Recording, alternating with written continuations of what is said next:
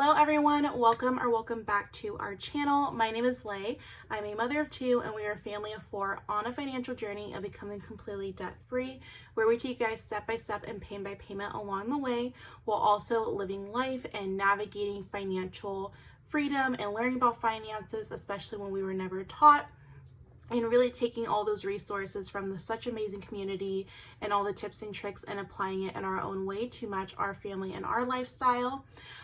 So today we're going to be doing a budget with me. We're going to be talking all about our budget for the next upcoming week, sharing our expenses, our sinking funds, our cash envelopes, and how we're navigating that, especially with the holiday season coming up. I am using the Budget by Paycheck by the Budget Mom. I did a whole review on this workbook, so if you're interested in it, be sure to check out that video.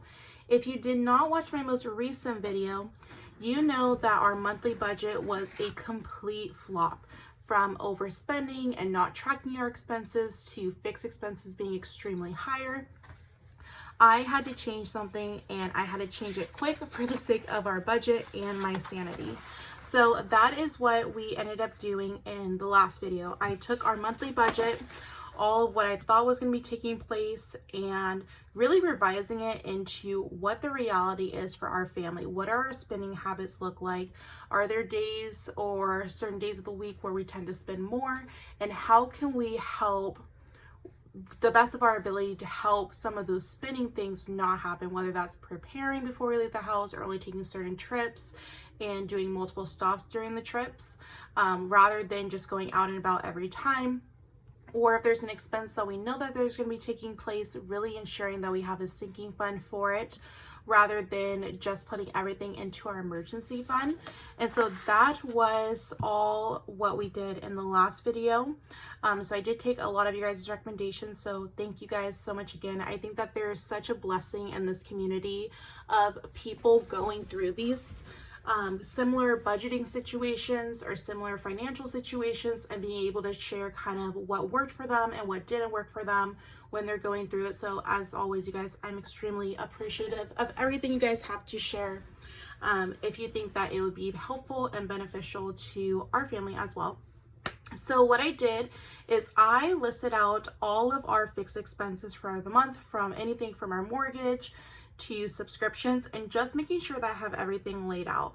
Then what I went ahead and did is I wrote the amount that we had already paid. So because we're a bi-weekly pay period, that means we don't always get paid on set days. And so there's sometimes where our last paycheck from the previous month takes care of some expenses going into the new month. And that's exactly what happened for the month of November. We paid $376.98 from October's income going into the new month. And then you'll see in November that will also happen for December. That's just kind of something that happens when you get paid bi-weekly rather than once a month or bi-monthly. So this is the budget and what we're going to be taking care of. So as always, you guys, budgets are always subject to change, doing the best with what we have and the knowledge that we have going into it. So for the income, we are bringing in this pay period $2,405, and we are rolling over 97 from our last pay period. So when it comes to rollover, everyone does it a little differently. Some people like to go ahead and put it into their savings or their debt. Some people roll it over into the next budget, and that is what we like to do until the end of the month, at which point we'll decide, okay, would I rather go to sinking funds or emergency fund or towards debt.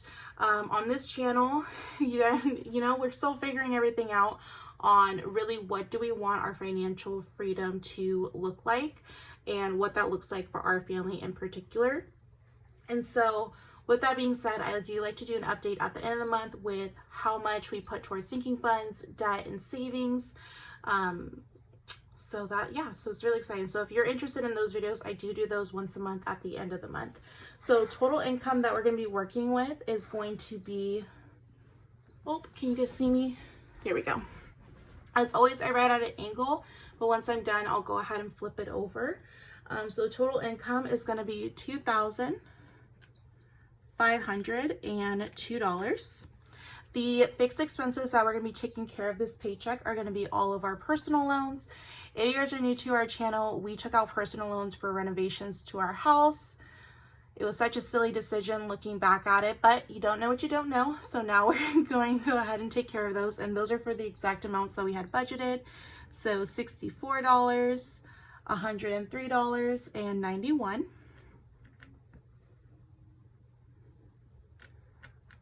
Okay, and that means that the total that we're anticipating taking care of this pay period is going to be $358. I get a lot of questions on how come we don't take care of our mortgage right at the beginning of the month, and that's because we're not a paycheck ahead of our mortgage. We're a month ahead of our mortgage, so that allows us the flexibility, especially when we're paid bi-weekly, to set the funds aside, and then on the first of the next month, so December, we'll go ahead and make December's mortgage payment. It just allows us peace of mind. As many of you guys know, 2023 has not been too kind to me and our family, as like my husband early in 2023, he had an injury, and then his job did a mass layoff. So there was just a lot of things. And so having those bigger expenses be a month ahead definitely gave us peace of mind. And if you're interested in how we got a month ahead in our mortgage and our bills, please let me know. I'll be more than happy to do a video of it, because I do think it is obtainable if you break it into smaller goals and smaller amounts, and kind of building up that momentum and that feeling of, hey, I can do this, I can save. If they can do it, I can do it, and it really is helpful. So that is going to bring us down to, actually, I lied. We are going to take care of the mortgage this pay period. $16.22, because this has our side hustle plus my paycheck. Okay, that makes sense. I was like, why is it so high? So we're gonna be taking care of both of those. So that means that I'm gonna add $16.22. And then what happens is once that income actually comes in, we'll go ahead and fill out this bottom section. So for our variable expenses, we were a cash envelope user family. If you watched my last video, you know, just with 2 kids and just being very busybody, making that extra step to the bank to pull out cash is not always the most convenient. But as we learned from me tracking our expenses, it is definitely a very needed step for our family to stay in control of our finances. So these are variable expenses. If you're new to the cash envelope system, it's exactly what it sounds like. You pull out physical cash for whatever categories you think you might need. Some people only have them for areas that they overspend in, and some people have it for every area in their life. There's no right or wrong way to do it. It's just whatever works for you and your family. So for our family, these are our cash envelopes. We have gas, groceries, eating out, home, family fun, miscellaneous, and coffee. One of the best things when you're doing sinking funds, or really a budget in general, is don't do a fantasy budget. Don't do a, well, I think I'm only going to spend $20 in the whole month, when you know that it's not realistic. So for our family, we like to over budget. And then that way, if we have extra, wonderful, we can apply it somewhere else.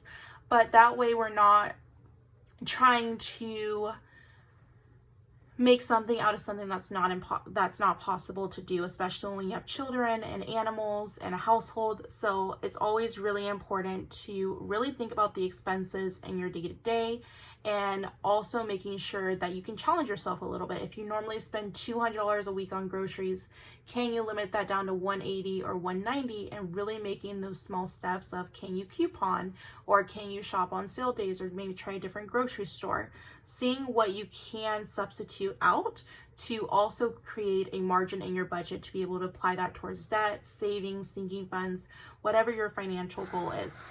So for us, for gas, we're going to be budgeting $75. As always, you guys, once the paychecks come in, if they are higher and lower when we do our cash stuffing, we'll adjust these numbers. But because we haven't seen our pay stubs yet, this is just the best guess based off previous checks. Groceries, we're going to be budgeting $175. Granted, we do get paid a little later this week, about 4 or 5 days after the first paycheck. So we're going to be double stuffing the envelopes, and that's just because the following week is going to have nothing in it. So it's always better, like we mentioned, to over prepare than under prepare. And then eating out is going to be $39. This budget is going to be for the week of Thanksgiving. I should probably write that, because those are the 2 paydays from that. It's the week of Thanksgiving, so I don't foresee us eating out too much, just because we do have 2 houses that we're going to be traveling to for the holidays. And once it's Thanksgiving, you guys already know you're going to have a bunch of leftovers and you're just going to be resting for the majority of it. For our home and our household, if you guys are new to our channel, I like breaking it up into 4 weeks. So in our household, we shop for 4 different categories: our son, our daughter, our dogs, and then our household essentials. So what I like to do is each week I like to focus on one of those categories, and I have it on rotation. That allows me to do stock up and know, okay, I know I'm going to need dog food, so even if I don't need it the week that it's the dog's week, I can still go ahead and stock up and use that budget to coupon or build a stockpile. So I really like that method, and it's helped our family quite a bit. Because you know that you're going to need those things, whether it's today or 7 days or 2 weeks from now, you know you're going to need those items. So when you start to have it on rotation, you know that it's not going to be a surprise, and you know it's not going to break the budget when those things happen. So I'm budgeting $70 for that. Our family fun, we're going to be budgeting $50, especially for the week of Thanksgiving. A lot of family activities start to kick off the holidays. We have zoo lights and drive-through lights and a lot of Christmas themed things that I'm really wanting to do. So $50 for it seems more than enough. We can always bring snacks from home and do budget friendly in that area as well. And then for miscellaneous, we're going to go ahead and do $20. It's always good to have a miscellaneous category. You never know what life's going to throw out at you, especially when you have kids. Any last minute things with sports that get brought up, or any activities or any invites last minute. I always like to have a little buffer there. And then for coffee, I'm going to budget $15. And then the last category is going to be kids, and I am budgeting $8 for that. That sounds like a really random amount, but $5 will be for our daughter because she's older, and $3 for our son. We recently got them those piggy banks that are the save, give, spend. So she will get $1 for every day that she is being helpful around the house. And then same thing with him. And then at the end of each week, we'll go ahead and divide it up. And then each of them will have to put $1 into the give and then the save, and then she'll have the option for whatever $3, however she wants to divvy it up. That way we're slowly starting to teach those money habits at a young age without overdoing it. And then of course, as you guys know, the change jar is also a really big thing in our family. Okay. And then the only sinking fund that we are doing this week is going to be our car maintenance. I have to get an oil change. That is something that I need to do right away because my light came on, and with us being a 1-car family, you definitely want to make sure that that maintenance is taken care of as soon as possible. So speaking of the budget, one of the recommendations I got was regarding sinking funds. So I did just go ahead and fill those in. Our sinking funds for our family, we're going to start saving for 2024, the last 2 months of the year. That way it gives us a head start. You're going to notice that you're not going to see any Christmas budgets in our paychecks for the month of November. And that's because our first paycheck of December is going to be our Christmas budget. So whatever our side hustle brings in, which is just a part-time job, so whatever that brings in will be what our Christmas budget is. So it's really up to us, that we can be as high as we want it to be, whatever we're willing to work that pay period, or that's kind of what I'm doing. So that way I know whatever amount comes in, that is what we're going to have. And I did print off the Budget Mom's Christmas budget, which I'll do a whole video on once I receive that paycheck in the first week of December. We also have our snowball. So as you guys know, we are in a debt-free journey. I had burnout in the beginning of 2023 because I went way too strong in it. So also learning balance of it's okay to pay off debt, but also enjoy life in moderation while you're getting out of debt. And then our main 2 savings is our emergency fund. We're currently working on our 6-month, and then our stay-at-home mom fund. So I am going to be transitioning to a stay-at-home mom sometime in 2024. And so I want to make sure that our debt is in a manageable state, our emergency fund is funded, and then go ahead and start working on that one. So that is going to be our budget for our second paycheck of November. our second 2 paychecks of November, and then we'll do a second budget for my husband's paycheck later in the week. So if you guys enjoy budgeting, cash stuffing, and plan with me, be sure to hit that like and subscribe button for more content. As always, you guys, if you're on a budgeting journey as well, please let me know in the comments. I love to support you and your channel. I will talk to you guys later.